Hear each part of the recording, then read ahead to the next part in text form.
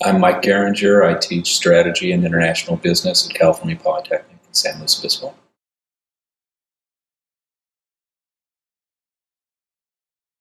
I've been using simulations since the mid-1980s. One of the problems I found in the classroom was that lecturing was a rather uninspiring way to teach. The students got rather bored with it.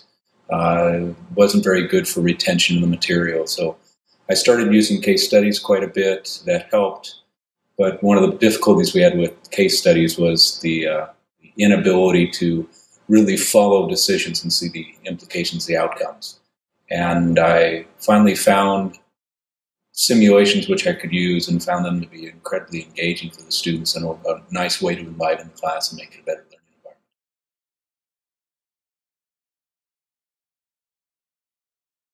I've been using the Global Challenge game for about a decade now, and I've used it in a range of different classes. I've used it as a standalone class for undergraduate students and for executive audiences. I've used it for a supplemental material for a range of undergraduate, graduate, and executive programs. So I've used it everywhere from courses that were strategy and finance to help me illustrate both of those key topics. I've used it in international business classes, and I've used it just as a standalone integration of the business material.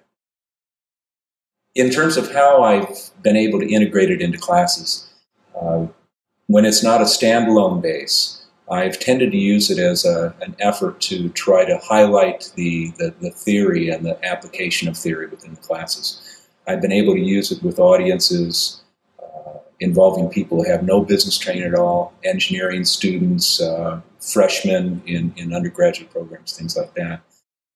But I tend to use it with sophomores, juniors, seniors in an undergraduate program or with MBA students. And I do that because it does have a broad array of business concepts that it's able to illustrate. So I tend to use it in conjunction with a limited amount of lecturing and some other case studies, where it ends up being the integrative tool to really bring the theories alive. I've been able to use it really as a tool to precede the introduction of theory, because sometimes I find that students find theory to be rather obtuse. Many of the students who don't have extensive business experience sometimes don't understand how to actually apply things like financial statement analysis, cash flow analysis, assessment of competitors, assessment of different markets, transfer pricing, all these other kinds of issues. So giving them a chance to apply it within the context of their own company makes it come alive and become much more personal. And at that point, it also makes them much more receptive as learners to be able to want to learn these concepts so it can improve their performance.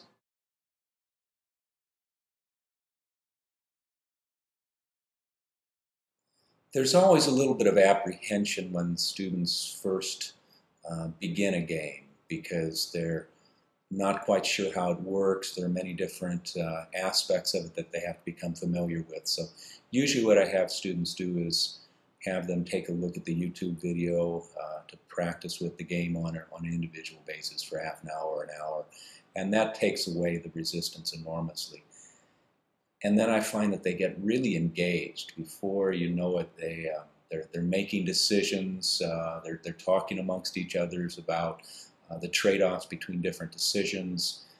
It becomes very lively. And in a classroom environment, you hear the volume level going up very quickly, which is a sign that you're starting to engage them.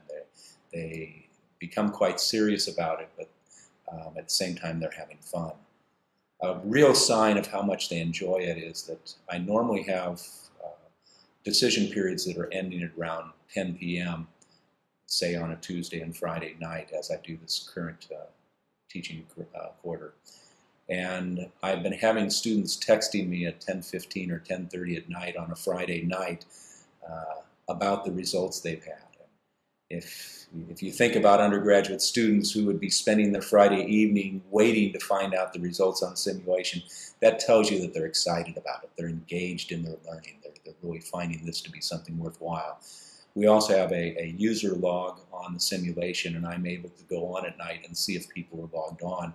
And sometimes I will have a third to a half of my students logged on between 10 p.m. and 1 a.m., basically checking the results, finding out how their teams did. That doesn't tend to happen very often in a typical class. Students would do just about anything besides focus on their learning at that point, but the students just get really excited about that. And it's ended up becoming the highest rated part of the program. The students just really get consumed by it to the point that I've actually had other faculty members complain that all they keep hearing about in their own classes is the simulation in Geringer's class, and the students talking about that and how much they're enjoying it. To me, that's a real compliment for the game and for the ability to incorporate it into the classroom and make learning fun again and really make the students want to learn.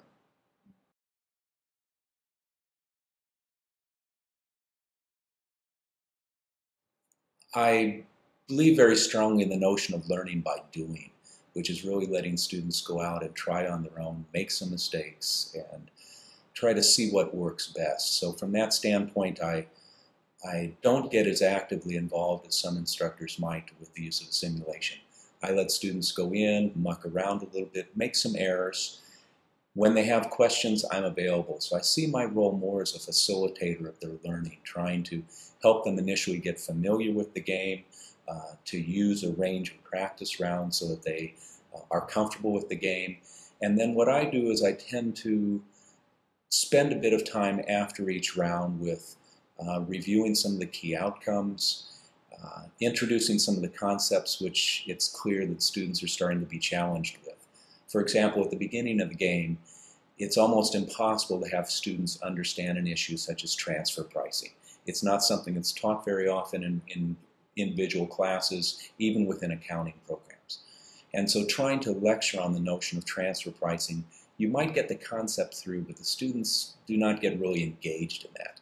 On the other hand, once you've been through one or two practice rounds, the students are finally aware of how transfer prices are linked in with the returns within each of the geographic areas, how it affects overall taxes for the company, bottom line profitability, and so forth. So from that standpoint, something that I may have spent half an hour on at the beginning of the game and which would have gone totally over their head and they wouldn't have paid attention. Suddenly they are now totally giving me their attention, asking questions, making sense of it, and applying it very effectively in the next round of the game. So I'm finding that it's really an effective environment for making students want to learn concepts. And then my role really becomes put out the dessert, if you will, to entice them. And once they start enjoying that, then they ask for more and more. And so I'm actually able to get them wanting to learn things like financial statement analysis or competitor analysis and how you analyze cash flows, things which many times are difficult to get students very interested in. But with the game, they want to. And I literally have students that say, I hate finance, I hate quantitative classes. And halfway through the game, first thing they're doing is looking at the financial statements, analyzing them, seeing what's happening. And they don't even realize that they have become really good learners because now it's personalized. It's their company, so it's not just a classroom environment. This is really something that's part of theirs.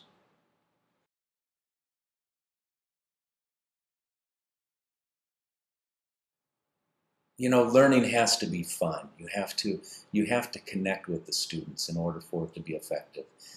You can't force someone to learn. That's one thing that becomes increasingly obvious to me over the years. One of the things about having fun is that it opens up many of the synapses in students' minds and makes them a much better learner. Simulations do that. They let people have fun. They let people joke around and talk and debate and other things, and it converts the learning process into something that's very personal. From that standpoint, it just really changes my notion of what teaching is about. And it changes from the notion that it's a passive learning process with a sage on stage telling the students what's important and how to make sense of things. And it becomes a very individualized learning process, going at the pace of the student, having the students help to teach each other, because I tend to use teams of 2 or 3 students, and one may be more familiar with the concept than another is, so they work with each other to understand it and to argue through different types of decisions. So what's really become clear to me is we need to involve the students in the learning process, and to the extent that we can use simulations as a very active tool to engage them, to have fun, to make them take learning as part of themselves, we're going to find that not only are they learning more and retaining more, but they're enjoying the class more, they're open to the other concepts of the class, teaching evaluations go up, performance goes up. So it's, to me, a godsend to be able to have some of the developments like Cesim.